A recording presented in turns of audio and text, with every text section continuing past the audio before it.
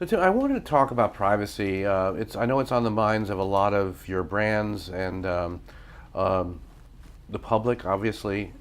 New regulations coming out of Europe, hitting in May, and I was wondering some of your thoughts about the dynamics of the demands for, privacy, both from the public and the private sector, and sort of the responsibility of the platforms and the publishers, and how you guys see it, and what this whole GDPR thing, might mean for Oath and for the industry more broadly. Sure. Yeah, so I can start with what Oath is doing as a result of the May 25th enforcement of GDPR in EU.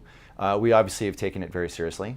Since the merger with Yahoo, we've been having tracks to ensure that we abide to all of the policies by May 25th.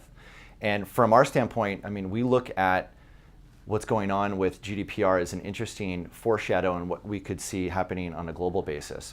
So if I break down within Europe specifically, I look at it in three different categories. You have the media side, the marketing side, and the e-commerce side. And I would start with the e-commerce side, saying that I don't think they're going to have as much of an interruption because you obviously have to authenticate when actually making e-commerce transactions.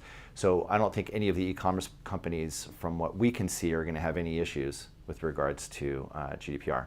On the media side, which we are a part of, since we actually have our owned and operated properties, we are taking the necessary steps to ensure that we've created our own opt-in for our consumers, so that we live up to the obligations of what the GDPR is asking of us as a media company.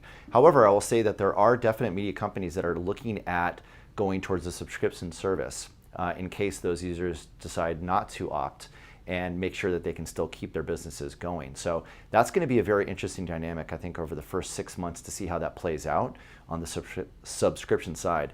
On the marketing side, I think they're also going to be faced with some challenges, of course, because everyone's going to have to either renew their privacy policies, ask them to opt into what they need, and that could actually shrink the amount of available inventory they historically had been purchasing.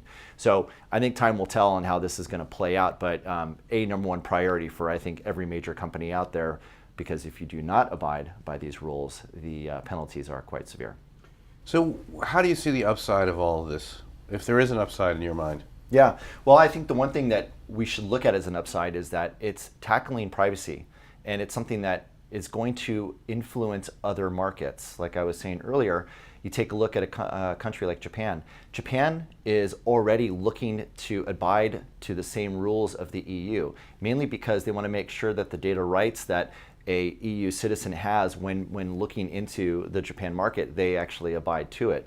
So it is becoming very influential. Here in the United States, we obviously have a more permissive approach on how we're looking at it. But I will say, from an Oath perspective, we are looking at this as a global responsibility. So we pride ourselves on being very customer focused. In fact, we look at our consumers, whether they be on the owned and operated property or as we engage with them on advertising, as members.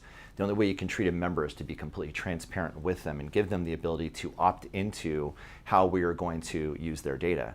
The EU looks at the world very differently on privacy. Personal information, IP, is something that should be held by the consumer. And one thing I'll also say is that I wouldn't be surprised if you start to see the EU start looking at contextual targeting again as another option, for that if the audiences aren't there, that might be another avenue you could see the marketing going back to as a result of this enforcement.